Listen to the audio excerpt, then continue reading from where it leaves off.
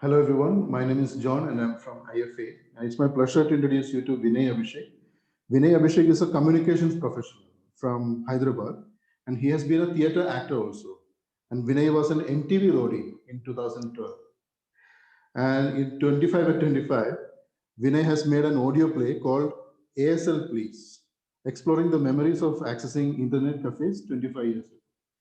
So my first question to Vinay is, why did you think of audio play as a medium? What attracted you to that form? Good afternoon, sir. Hello, everyone, Team IFA, and everyone who's watching. Happy to be here. So, to answer your question, sir, why an audio play? This was triggered initially with another experiment that I was doing earlier. I just scripted something for an audio play, and so that was already continuing when this came through to me. And then I thought audio play is firstly when this came through, live plays were not happening anywhere. Everything was shut. So we had to find some outlet to either write or perform or share our stories. Audio provided that medium because there's no physical presence required, and one can write and record from the comfort of one's home and make use of technology to come up with something to share and express. So that's where the idea of an audio play came in for me. Yeah. So would you like to tell us something more about the process of making the audio play, as it's quite different from live acting or in terms of technology as well as in terms of experience. So would you like to share the process, please? Yes, sir, sure. So initially, when I started writing for these, there were a lot of character outlines that I had come up with, all based on interactions, recollections, and memories. So right from the time of writing itself, I had to bring in consciously be aware of this element that okay, it is not something that is going to be out there for people to see and respond or react to. It is something that is going to be very much based on sound and experience and the feeling part of it. So I try to balance a bit of that while writing and bringing in some key elements that would convey that message or that emotion or feeling. uh, so that's how it started. Then of course there were 2 or 3 rounds of edits after the first draft to fine tune it. The toughest part was to shortlist the characters because there's so many to talk about and share, what to pick, and also there's a limitation on the time, how much can one share. Mhm. So that was a nice process. I enjoyed shortlisting about some 10 character sketches and then picking four and kind of building a connect between them. So that's how it went for me, sir. Yeah. And how did you choose actors? Did you choose theater actors or voiceover actors? So interestingly, here we have a mix of uh, theater performers and then someone people who have never ever recorded anything or never ever Oh. performed anything. Mhm. So, and I won't name them so that it will be up to the listeners and you to identify who could be what or who did which role. Of course, I did reach out to friends. A lot depended on who was available at a particular given time. Did the story appeal to them to actually take this up and record? Because if someone doesn't relate to the text, then it just won't work. It just won't come out. So yes, two of them were from a theater background. Two of them first time recording something and performing. Yes. So the one who performed Rani, she is a first-time performer or a theater performer? No, she's a theater person. Okay, that shows. Yeah. uh, so would you like to say something about the soundscape, the music scene, which is that of tabla and sitar kind of sound? Yes. What kind of thinking went behind choosing that kind of soundscape? Uh, Uh, one thing. So this whole premise was based on either the internet cafe or something just outside the internet cafe or in the vicinity of the internet cafe. So the way I positioned it was there would be a lot of either traffic noise or ambience noise, or within the cafe itself, like people talking, some buzz, some printer sound, something happening here. Now that can get a little monotonous after a point of time because we're talking about four pieces of say 4 or 5 minutes each. So now adding that to bring in some elements of other electronic gadget sound bites was something that I gave a shot. But then this whole tabla bit fused with that worked a little more better for me. So that's how we finalized on it. It was quite unpredictable given the theme of, so it worked very well. Thank And you. would you like to reflect on why did you choose the landscape of internet cafe as a soundscape?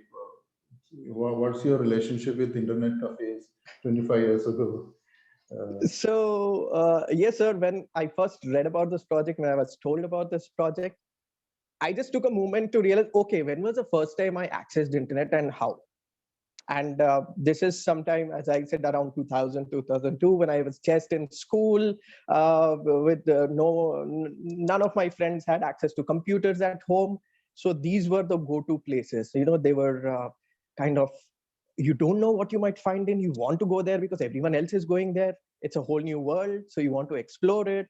Also, it is a little pricey. You have to set aside some money and then go and explore. And someone has to initiate one into it. It's not like one can just walk into an internet cafe and say, hey, I need to rent out a system for half an hour and then explore. There'll be someone, I'm sure for most of us, someone would have introduced us to it or taken us there and say, bhai, this is how it is. This is how you create an ID. This is how you work. This is how you chat. These are the chat rooms, etc., etc.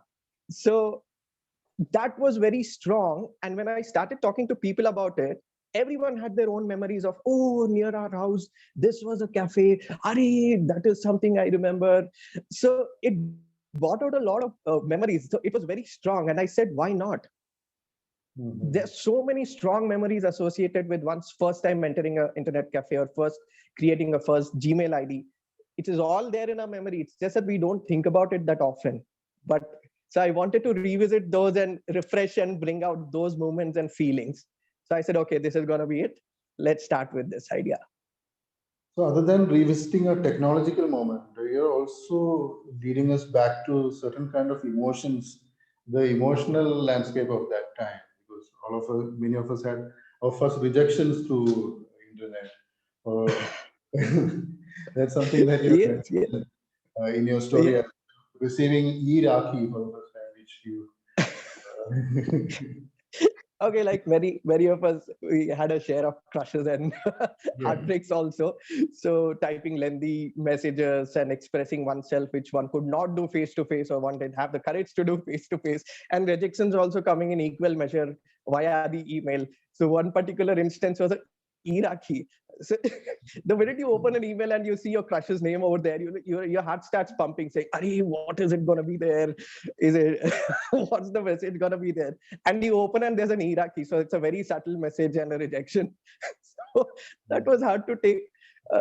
See, this is just me. I'm sure there must be so many other experiences, and so yeah, that's it. And I personally know a lot of people who dated, who met through these anonymous chat rooms, chatted for a long time, then went on to meet in person. At least 3 or 4 couples, partners I know who are married happily or not, but they're there. They're stuck on. They met through the internet. So yeah, Happy stories as well from that time. happy, sad, a mix of all. Yeah, definitely. So it's Internet Cafe was also a space of orchestration of emotions, various kinds of emotions and affect also. So it's important that you are reflecting upon it in the audio. So you have this desire to explore, a desire to experience, a desire to connect, a desire to uh, carve out your own identity. So many things happening. These you, you're either excited about doing something there, or you're just addicted to something, or you're wanting to connect with someone. So it's a very strong desire and emotion driving one to go there. It's not just time pass. Even if you want to listen to a song, why are you going there to listen to a song? Even if you're watching a porn clip, what is it that is driving you there to go? So all of these things are very, very strong, that push one there and bring them back again and again and again. So And yeah. erotica is a major element of early internet, as we realize now, as it is of now also. And there is Yes. this Rani concluding her he's saying that uncle is Paresha. So I think, So it's a this reflection of some sociological truth. this also I connect. It's from a very personal observation. So because these internet cafes, if you think of it, were a very, you'd see a lot of men. When I say men, you would see a lot of men, boys. So for women to, at least in that era, I'm talking about the 2000, 2002 era, in my side of the city. I don't know, it might be the same for other places also.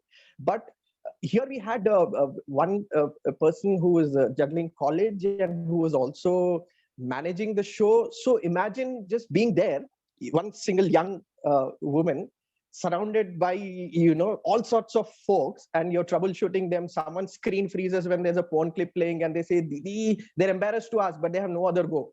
They'd say, what do we do now about this? And there are people coming in, some trying to so I wanted to bring out that element also. It's not there are people, it's not a very gender specific place. There are people, so we should talk about it, we should relate to it. Yeah. Of course, of course.